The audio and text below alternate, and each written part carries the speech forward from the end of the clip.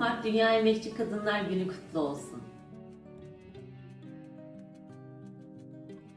Merhaba arkadaşlar, ben İlknur Dökmez. YouTube kanalıma hoş geldiniz.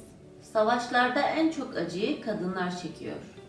Hayatın bütün yükünü omuzlayan kadınlar. Maalesef bunun karşılığında şiddet, öldürülme, aşağılanma ve her türlü baskıya maruz kalıyor. Çok uzatmak istemiyorum. Biz kadınlar sustukça, dayatılan bu yaşamı kabul ettikçe kaderimiz asla değişmeyecek. Elimizde olan kaderi değiştirmek için mücadele etmekten başka şansımız olmayacak. Birlik, dayanışma, savaşın olmadığı, barışın hakim olduğu yaşanılır bir dünya umuduyla tüm Emekçi Kadınlar Günü'nü kutluyorum. Bu elimde gördüğünüz bilekliği yaptığım bu tasarımımı 8 Mart Dünya Emekçi Kadınlar Günü vesilesiyle tüm dünyadaki emekçi kadınlara armağan etmek istiyorum. Şimdi yapım aşamasına geçebiliriz. Beni izlediğiniz için hepinize teşekkür ederim. YouTube kanalıma abone olmayı unutmayın. Videolarımı beğenip paylaşabilirsiniz. Ayrıca videolarımdan anında haberdar olmak için zile basıp bildirimleri açmayı unutmayın. Bir dahaki videoda görüşmek üzere. Sevgiyle kalın. Hoşça kalın. Bu elimde gördüğünüz bileziğin adı Kadın Sonatı. Bu bileziği 8 Mart Dünya Emekçi Kadınlar Günü'ne yaptım. Bütün kadınlara armağan ediyorum. Umarım sizler de beğenirsiniz. Ayrıca Kadın Sonatı adlı bilezikte kullandığım klapsta Claps Garden'dan gelen bir kapama. Gerçekten çok uyumlu oldu.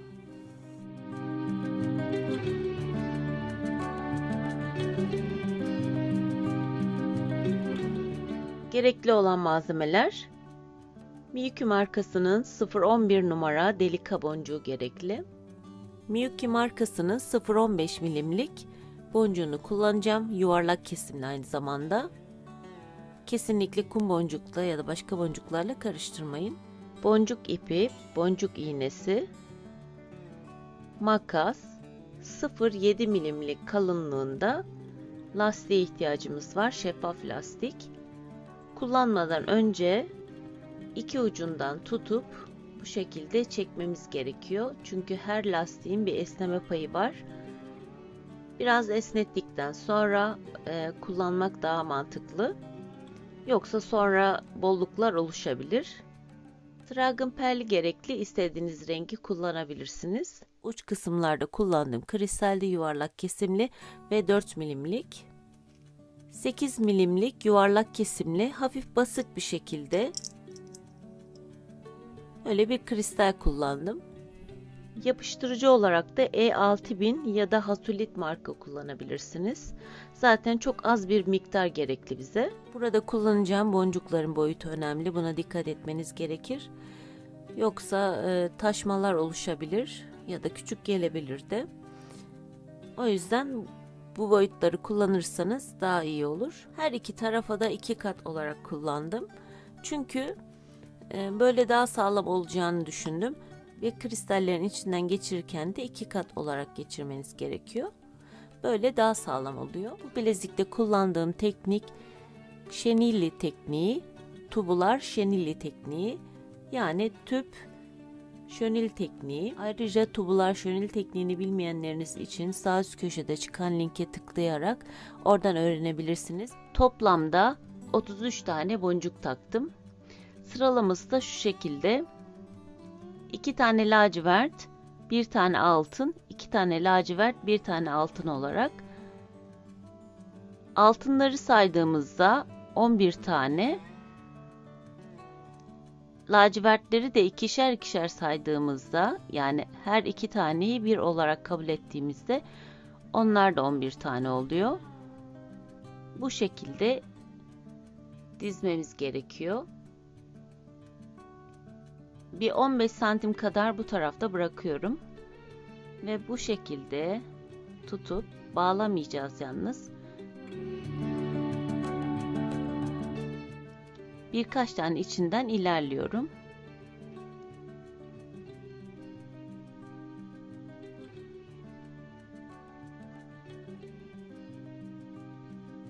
Çok fazla gitmemize de gerek yok. Sarı boncuktan çıkıyorum.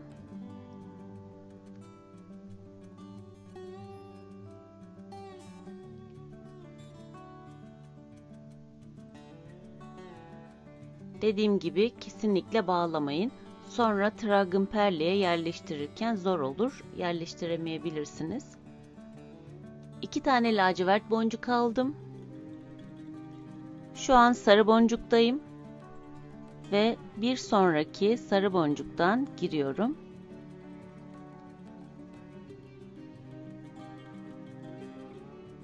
Yani lacivertler üst üste gelmiş oluyor. Tekrar 2 tane lacivert boncuk aldım. Sarı boncuktayım ve bir sonraki sarı boncuktan geçiyorum. İlk önce bol olabilir, sorun değil, sonra zaten sıkılaşacak. Tekrar 2 tane lacivert boncuk alıyorum. Sarı boncuktayım ve bir sonraki sarıdan yine giriyorum. Bu işlem çok kolay, hep aynı. Sonuna kadar bu şekilde ilerleyeceğiz. Tekrar 2 tane boncuk aldım. Burada bir üst sıraya geçmem gerekiyor. En sonuncu boncuğu eklemiş olacağım. Burada sarıdayız. Ve bir sonraki sarıdan giriyorum. Bir üst sıraya geçmek için de lacivertin içinden de geçeceğim. Sadece bir tanesinden. Tam orta kısmından çıktım. Gördüğünüz gibi. Ve bir tane sarı boncuk aldım. Orta kısmına yerleştiriyorum. Yani bir sonraki maviye girdim. Ve bir öndeki, yani öbür sıranın mavisinden de çıktım. 2 tane maviden aynı anda geçiyorum.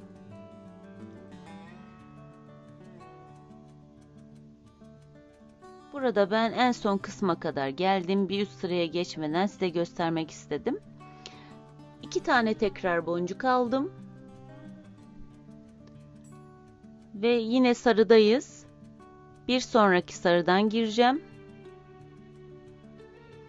Ve bir üst sıraya geçmek için de önündeki mavi boncuktan geçmem gerekiyor. Sadece bir tanesinden. Bu şekilde. Ve şimdi bir üst sıraya geçmiş olduk. Bu sefer sarı boncuk alıyorum bir tane. Maviden giriyorum. Ve hemen öndeki maviden de geçiyorum. 2 tane maviden girmiş oldum. Bu şekilde. Tekrar bir tane sarı boncuk aldım. Şu an mavideyiz. Hemen orta kısma bunu yerleştireceğim. Maviden geçiyorum ve hemen bir öndeki maviden de aynı anda geçiyorum.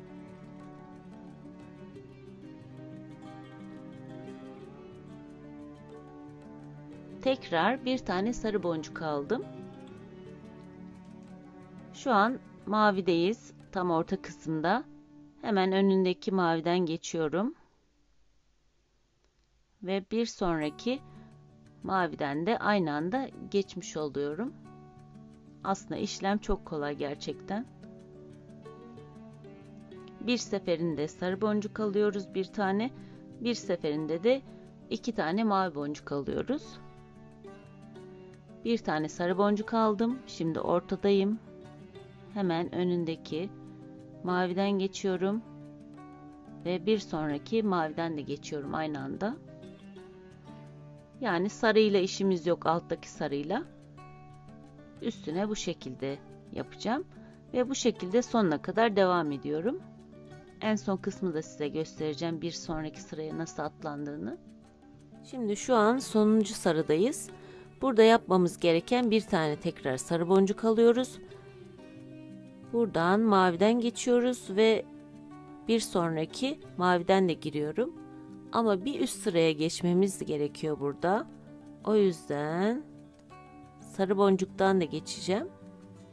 Ve geçtikten sonra bir üst sıraya geçmiş oluyoruz. Her zaman bu şekilde devam edeceğiz. 2 tane lacivert boncuk alacağım.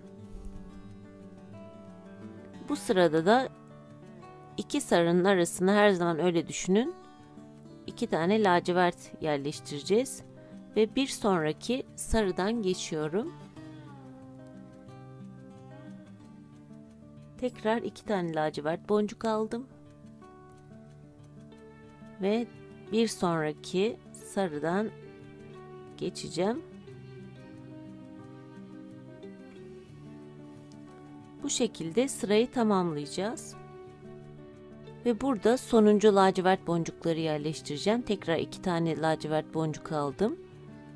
Buradan ve sarıdan geçiyorum. Bir üst sıraya geçmek için yapmamız gereken, şu şekilde göstereyim. Şimdi burada bol olduğu için belki biraz değişik gelecek size. Bir üst sıraya geçmemiz için lacivert boncuktan da geçiyorum. Bir tanesinden.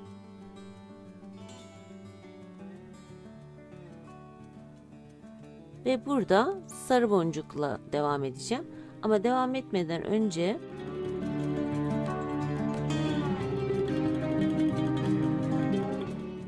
burada yapmamız gereken trabzan perleyi bu şekilde geçirmemiz gerekiyor ve ipi böyle germemiz gerekiyor. Çünkü sonra zorlaşacak ipi çektikçe.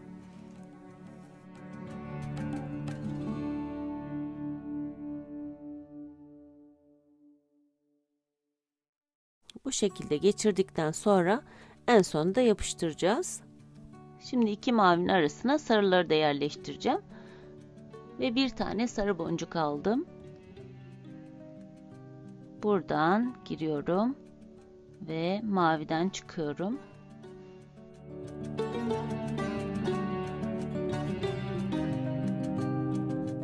Tekrar bir tane sarı boncuk aldım. Şu an mavideyiz. Ve hemen yanındaki maviden giriyorum. Ve bir sonraki maviden de geçiyorum. Bu şekilde. İşlem dediğim gibi hep aynı gidiyor. Bir sıra sarı, bir sıra lacivert boncuk yerleştireceğiz. Tekrar sarı boncuk aldım. 2 lacivert boncuğun arasına yerleştiriyorum. Ve bir sonraki lacivertten çıkıyorum. Bu şekilde devam edeceğiz. Sarı boncukları verev olarak saydığımızda, yani yanlamasına 1, 2, 3 ve 4 sıra olmuş.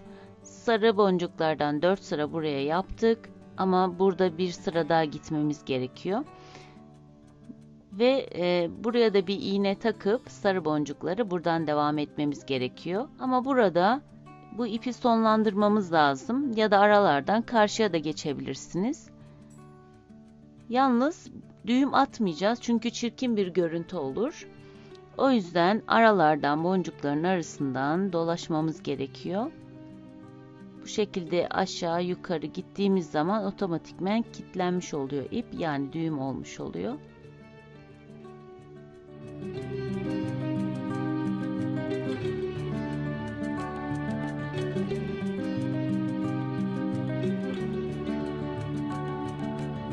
İşlemimizi bitirdik. Şimdi yapıştırma kısmına geldi sıra. Şu şekilde yaptığımız zaman zaten hafif kayıyor. Tam çıkartmayın. Size tavsiyem. Ve bir kürdan yardımıyla ya da iğne yardımıyla da olabilir. Çünkü çok az bir miktarda almamız gerekiyor.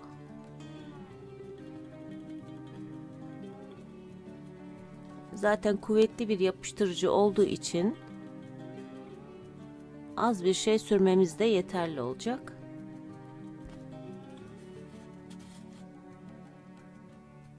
Kesinlikle çok sürmeyin, size tavsiye ediyorum. Şöyle ortaya kadar çekiyorum ve çok az bir miktarda süreceğim. Sadece şöyle ortasına tutması için. Bunu da böyle hafif yayabiliriz. Size şöyle göstereyim. Bu tarafına yaptım. ve çevirip bu tarafına da yapabilirsiniz.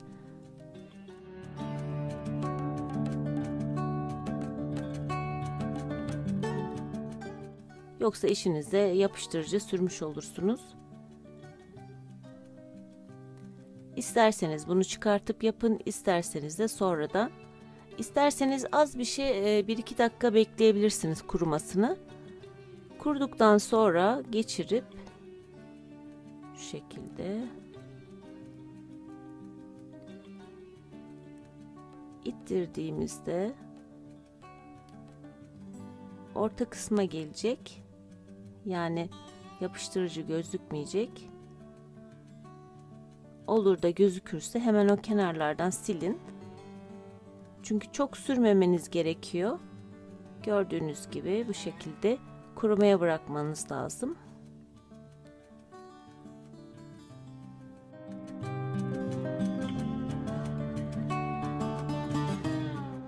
Elimle de düzeltip ayarlıyorum. Siz de öyle yapın.